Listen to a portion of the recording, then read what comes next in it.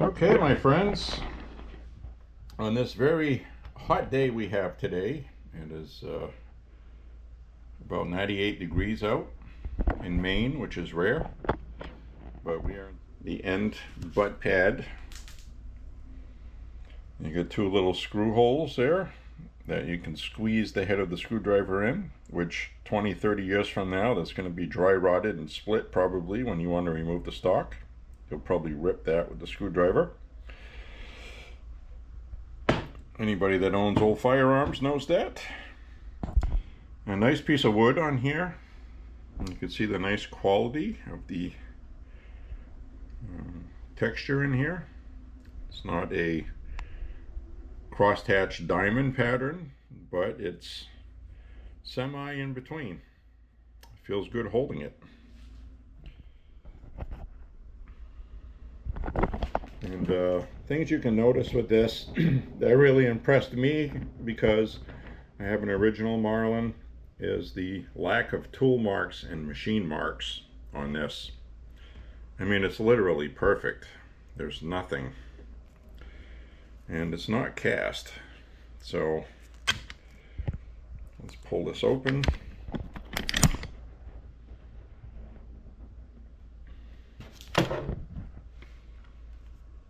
Have a look in here. And really, again, I really apologize. This is all stuff you guys wanted to see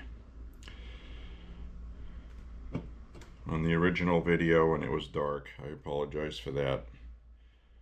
But we have upgraded the technology and settings. Very good quality alloy steel. And there's some guts in there.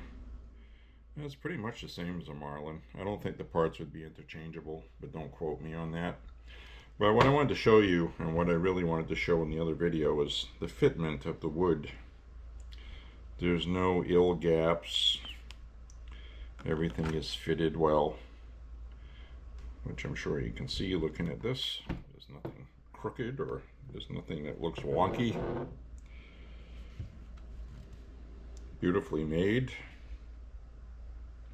Bainbridge, Georgia. Brastec, made in Brazil. So we have the Rossi engraved logo here.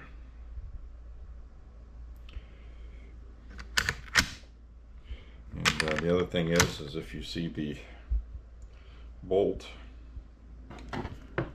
flip this over. A lot of similarities to the Marlin, minus the second part of the secondary firing pin. It's a little different. Take a look in there or not. I'm not going to take it apart to show you how that looks. Hopefully you'll see what I'm looking at here.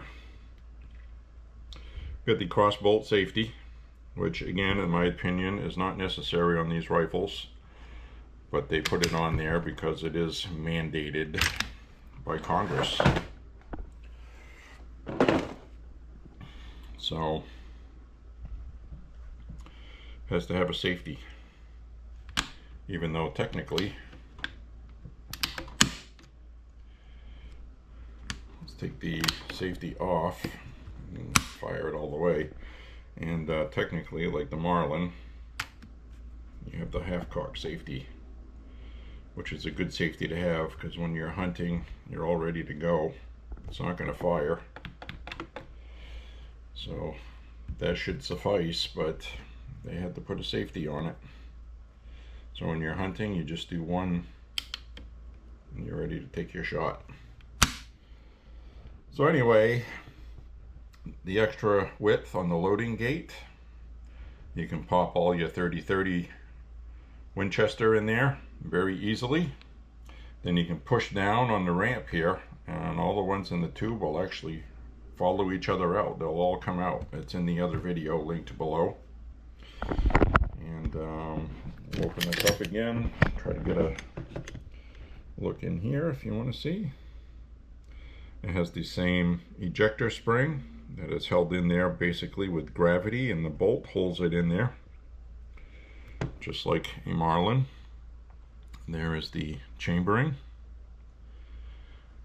Hopefully you get a good view in there. If not, I apologize. But you can see how well made that is. Now my Marlin, when you look in here, you can see tool marks, machine marks. I get tool marks all on here, on here. It's all pretty rough. And it was the 70s, and Marlin was trying to save money in a tough economy at the time, I understand. So anyway, the wood fitment here is nice. We get some more of that textured grip. And we have a metal band. Get asked a lot of questions about that. Is that plastic or metal? It is metal. And the other question I get asked a lot as we come up the barrel is, you can see how this is attached. I don't know if you can see that in there.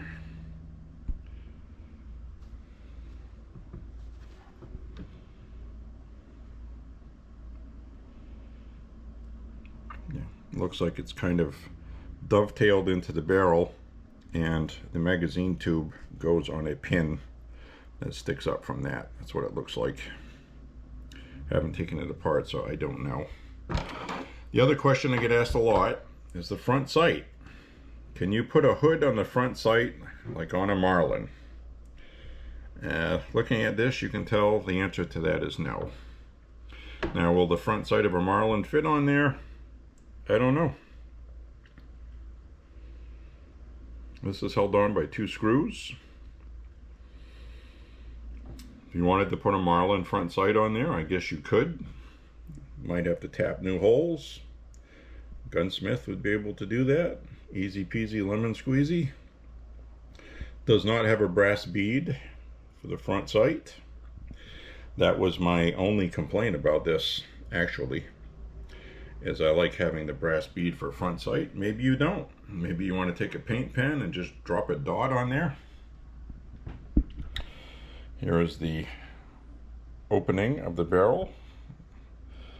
That's pretty important to some people. I apologize if it's a little dirty. It's been used.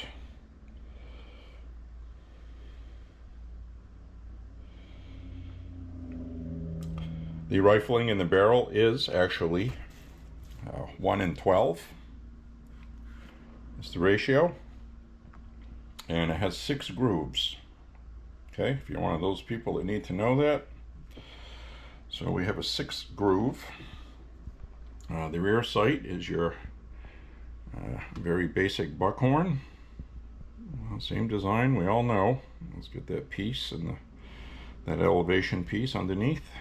It's held down by its own springiness. Nothing fantastic there. It does not have like the Henry, where the Henry has a separate piece that drops into the rear sight, where you can have a diamond side or some other version by flipping it around to have a different optic to look through. But this has a notch at the bottom of the U. I think you can see that. So that's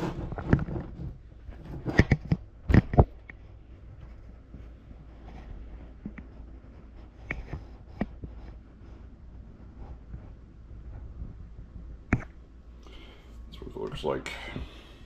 It also has the screws on the top of the receiver that do match the Marlin rail. If you want to put a Marlin rail on here, I understand they are interchangeable, and that was done intentionally by Rossi so people wouldn't have an issue. And I think that's cool of them for doing that. So there's not really much more to look at with this.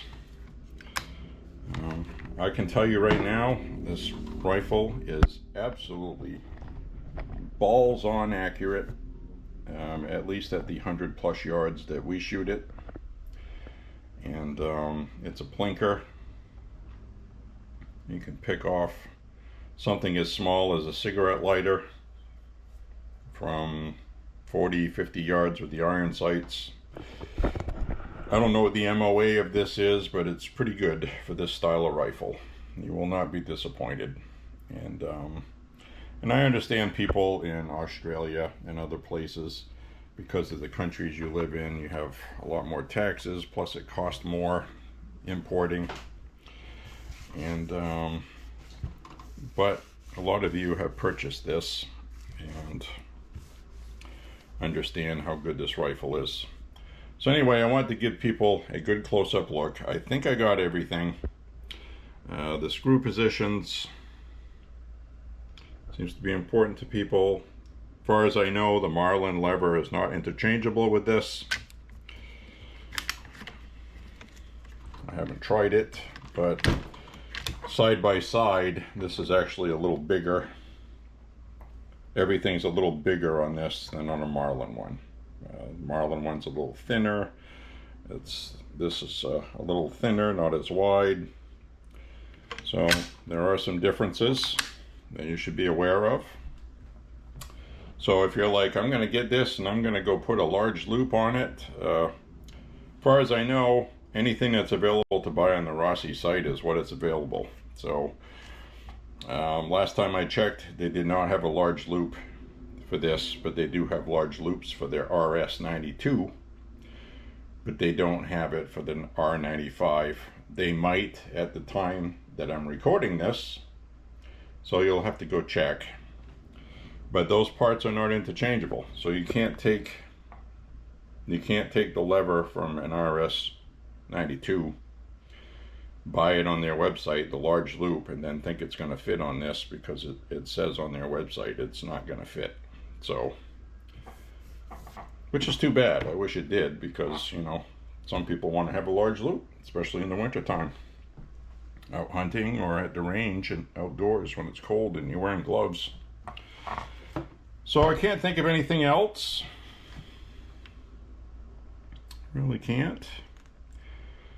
It just says made in Brazil on here, 3030, blah blah blah. So with that, I hope you enjoy. There's been no issues with this rifle at all. Nothing. No feeding issues, no ejection problems, no shooting problems, no trigger problems, no hammer problems, no problems. Nothing. Just your usual suspects with all firearms, or once in a while you got to make sure your screws are tight, because they will loosen up on you. So anyway, with that, I will conclude this video. And if you have any other questions besides the ones I've answered already, please feel free to ask. I just thought I should probably get a shot of the bolt face, because I actually didn't think of doing that. I'm going to see what that looks like. It has that slot for the ejector spring. I'm assuming an ejector spring from Marlin or Henry will fit in this, because I did find out that the one for Marlin's fits in the Henrys and vice versa. And you have your extractor, spring loaded, right here. Works fine. No issues whatsoever. No chambering issues. And I guess that's about all. Thank you very much for watching this video. The other good thing I'll end with this is black nitrite.